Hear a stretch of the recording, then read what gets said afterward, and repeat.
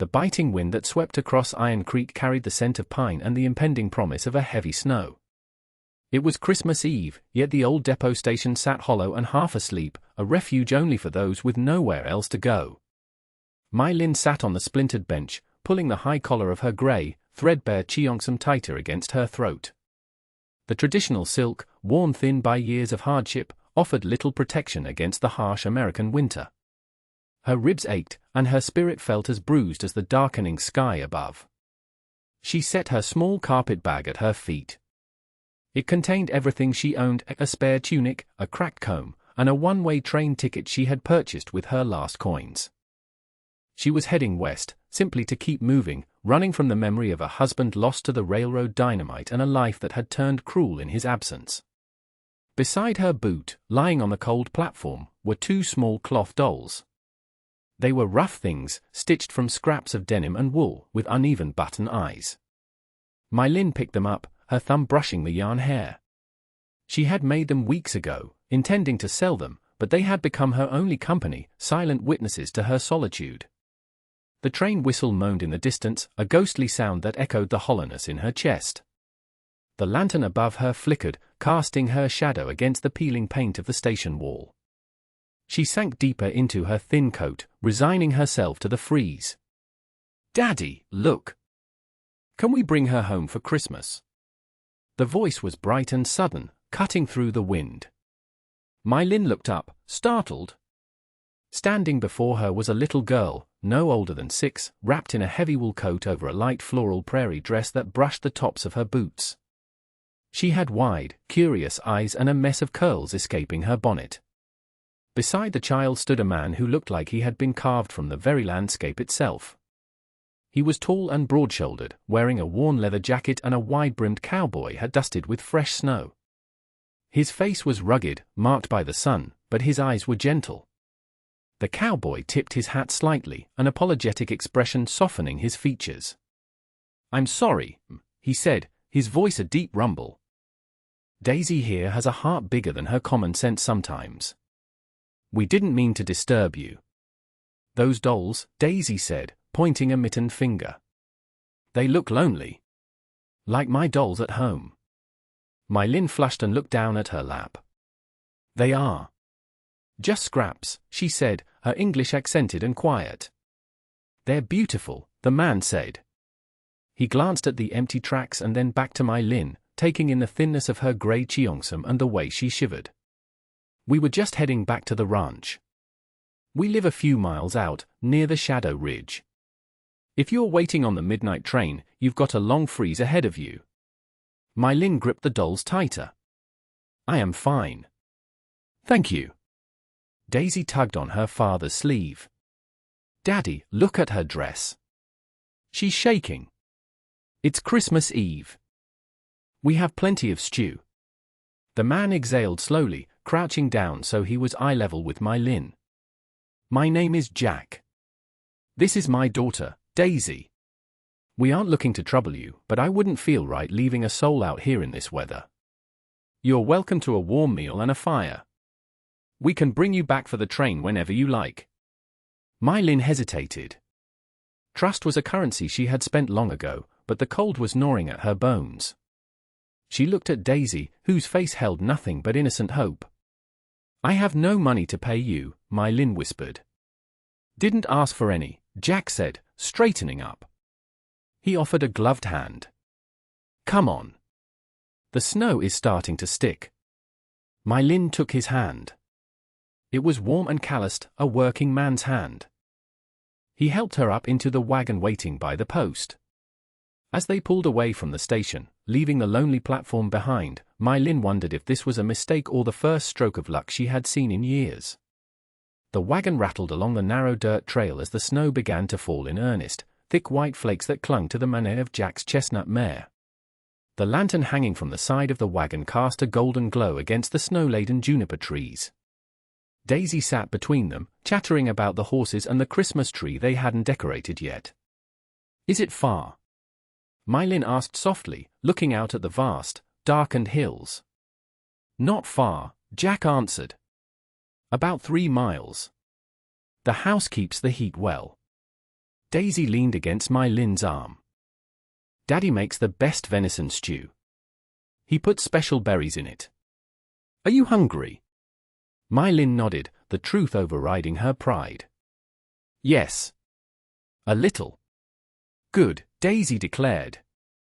Because I can't eat it all. By the time they reached the ranch, My Lin's fingers were numb. The house was a modest log structure tucked at the foot of a red sandstone ridge, with smoke curling invitingly from the chimney.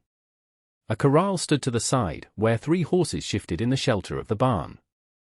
Welcome home, Jack said. He helped My Lin down, his grip steady on her elbow. Inside, the cabin was a sanctuary of warmth. A large stone fireplace dominated the room, the flames cracking and popping. The air smelled of wood smoke, leather, and the savory richness of the stew simmering on the stove. It was a masculine space, tidy but lived in, devoid of a woman's touch yet undeniably comforting. Sit by the fire, Jack instructed, taking her thin coat. He paused when he saw the grey cheongsam more clearly in the light, noting the fraying silk, but he said nothing, only hanging her coat beside his own. They ate at a small wooden table. The stew was thick and hot, and the first spoonful brought tears to My Lin's eyes. She hadn't eaten a proper meal in days. Jack watched her with a quiet intensity, ensuring her bowl was refilled before she could even ask. Daisy chattered on, explaining the names of her dolls and the personalities of the barn cats. You are good with her, My Lin observed later, as Jack cleared the table. She makes it easy, Jack replied. She's been the light of this place for a long time. When the meal was done, Jack set up a cot in the small spare room. It's clean sheets, he said. Sleep as long as you need. The train doesn't run on Christmas morning anyway. My Lin lay down in the darkness, the heavy quilt pulled up to her chin. Through the thin walls, she could hear Jack humming a low tune and Daisy whispering goodnight to her toys. For the first time in months, the knot of anxiety in My Lin's stomach loosened.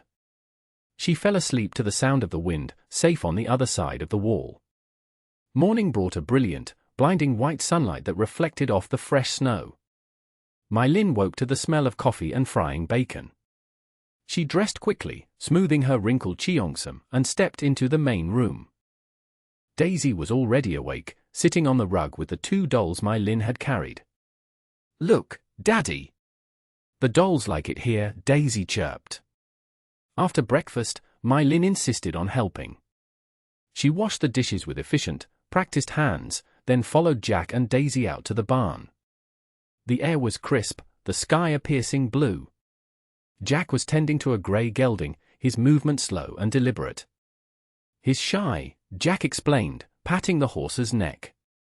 Takes a while to trust folks. My Lin stepped forward. She had grown up in a village where oxen and horses were part of daily life. She held out a hand, palm open. The gelding sniffed her, then lowered his head, blowing warm breath against her fingers. She scratched behind his ears, murmuring softly in her native tongue. Jack watched her, a look of surprise crossing his face. He usually nips at strangers. You've got a way about you, My Lin. Animals know when a heart is quiet, she said simply. Over the next few days, the snow kept the roads impassable, and the ranch fell into a comfortable rhythm. My Lin mended Jack's torn work shirts and taught Daisy how to make intricate paper birds, while Jack showed her how to handle the livestock. The isolation of the ranch felt less like a prison and more like a fortress against the world. Daisy began to cling to My Lin, calling her Mayo at first, then slipping occasionally into Mamamai, a slip of the tongue that made Jack's eyes soften and My Lin's heart ache with a longing she thought she had buried. But the peace was fragile. On the 4th afternoon, the sound of hoofbeats shattered the quiet. Jack stiffened, looking out the front window. A woman on a spotted mare was riding up the drive. She looked rough, her face worn by hard living, her dark hair windblown. Stay here, Jack told My Lin and Daisy, his voice hard. He stepped out onto the porch. My Lin watched from the window. The woman dismounted, her movements jerky. She walked up to Jack, and even through the glass, My Lin could see the tension in her posture. I'm here for my girl, Jack, the woman said, her voice loud enough to carry inside. "You left her, Clara," Jack replied, his tone like granite. "5 years ago. You walked out that door and didn't look back. I made a mistake. I was young. I'm her mother." Clara tried to push past him, but Jack blocked the way. "You're a stranger to her. You can't just waltz back in here because you ran out of money or luck." Clara's eyes narrowed. She looked past Jack, spotting My Lin in the window. "Who is that? You replaced me with her?" "A foreigner. My Lin is a guest. Go home, Clara. You aren't taking Daisy." Clara spat on the ground. "I have rights. She's mine." "You lost those rights when you left a 1-year-old in a crib and vanished," Jack growled. "Get off my land." Clara glared at him, a mix of desperation and malice in her eyes. "This isn't over." She mounted her horse and rode off, but the venom in her voice lingered. Inside, Daisy was hiding behind the sofa, trembling. My Lin sat beside her, wrapping her arms around the child. Jack came back in, looking aged by 10 years. He sank into a chair, running a hand over his face. "She won't stop," he muttered. Clara never did know when to let go of something she thought she could sell. My Lin froze. "Sell?"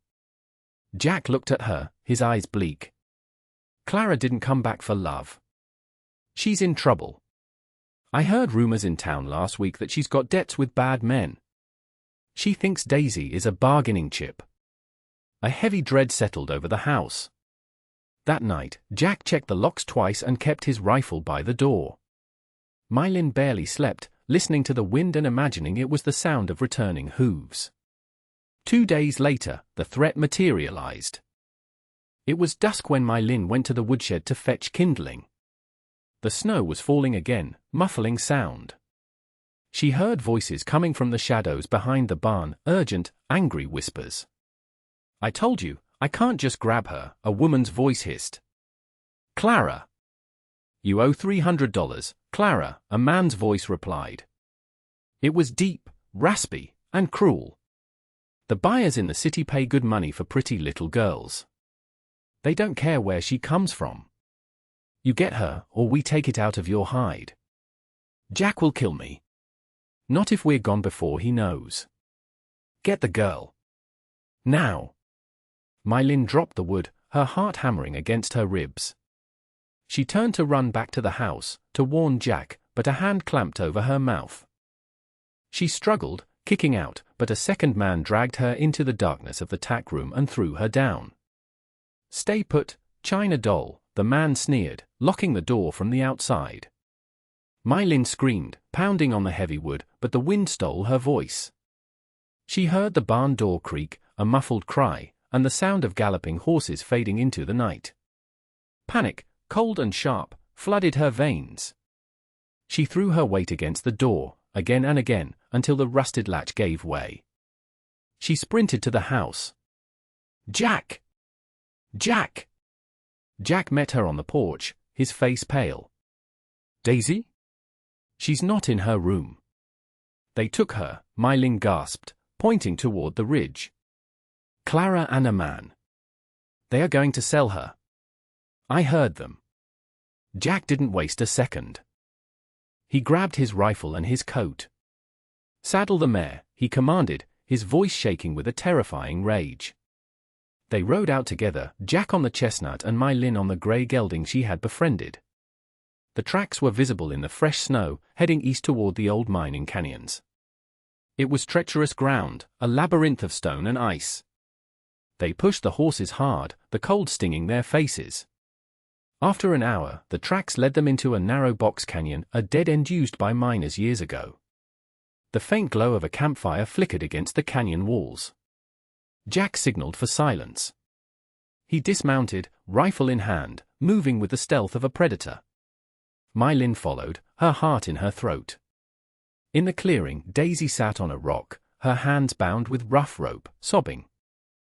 Clara stood nearby, looking anxious, while a large man, the one My Lin had heard, paced back and forth. Another man stood guard by the horses. "Stop crying, brat," the large man, Harlan, growled. "You're going on a trip." "I want my daddy," Daisy wailed. "He ain't your daddy," Harlan laughed cruel and sharp. "Tell her, Clara. Tell her who her daddy really is." Clara flinched. "Harlan, don't. Jack picked you up like a stray dog," Harlan spat at the girl. "You ain't his blood." Clara here ran off with a drummer, not the rancher. "Jack just was fool enough to keep you." Mylin saw Jack stiffen in the shadows, but he didn't waver. He stepped into the light, the rifle leveled at Harlan's chest. "Let her go," Jack said. His voice was quiet, deadly. Harlan spun around, reaching for his pistol, but stopped when he saw the barrel of Jack's Winchester. "Well, the cowboy arrives." "You hear what I said, Jack? The kid ain't yours." Jack's eyes didn't leave Harlan. "I heard you. And I don't give a damn. She's my daughter." Clara stepped back, trembling. "Jack, please. I didn't want this." "You brought wolves to her door, Clara," Jack said. "Step away from her." "You shoot me, my partner shoots the girl," Harlan sneered, nodding to the man by the horses who had drawn his gun on Daisy. The standoff hung in the freezing air, a fragile thread about to snap. Mylin knew Jack couldn't take both men at once without risking Daisy. She had to act.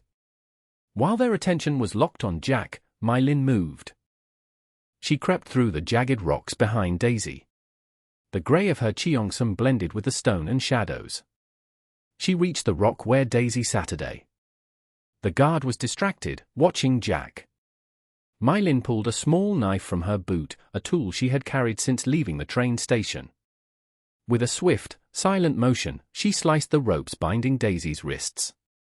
"Run to Jack," she whispered in Daisy's ear. Daisy didn't hesitate. She scrambled off the rock and bolted toward her father. "Hey!" the guard shouted, turning his gun. Jack fired. The shot echoed like thunder in the canyon. He didn't shoot to kill, but the bullet sparked off the rock right next to the guard's head, sending stone fragments flying. The guard dropped his gun in panic and scrambled backward. Harlan cursed and raised his pistol, but Mylin picked up a heavy stone and hurled it with all her might. It struck Harlan in the shoulder, ruining his aim. His shot went wild into the dirt. Jack cycled the lever of his rifle. "Next one goes between your eyes," he roared, stepping forward to shield Daisy, who was now clinging to his leg. Harlan looked at Jack, then at the furious woman standing with a rock in her hand, and finally at his terrified partner. He spat on the ground. "Not worth a bullet." He mounted his horse and galloped past them, disappearing into the night. The guard followed close behind. Silence returned to the canyon, broken only by Daisy's sobs. Clara stood alone by the fire, shivering. Jack dropped to his knees, burying his face in Daisy's hair. "I've got you, baby. I've got you." "He said you aren't my daddy," Daisy cried. Jack pulled back, framing her face with his large hands. "Look at me. Blood doesn't make a father, Daisy. Love does. I have loved you since the second I saw you, and I will love you until the day I die. You are mine. Always." Mylin watched them, tears freezing on her cheeks. She felt a hand on her shoulder. Jack reached out and pulled her into the embrace.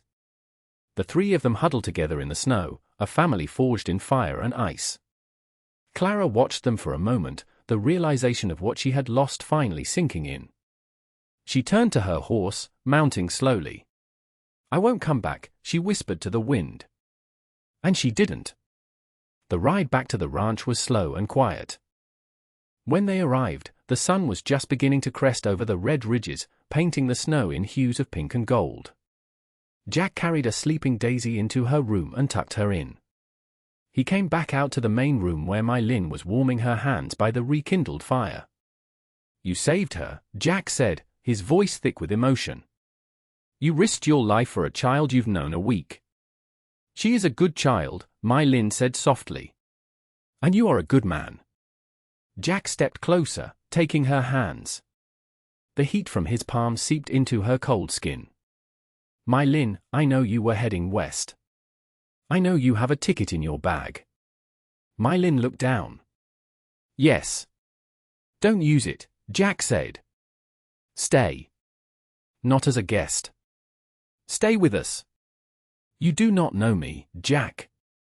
I am a widow with nothing." "I know you," he insisted. "I know you have the heart of a lioness. I know you make this house feel like a home for the first time in years. Daisy needs you.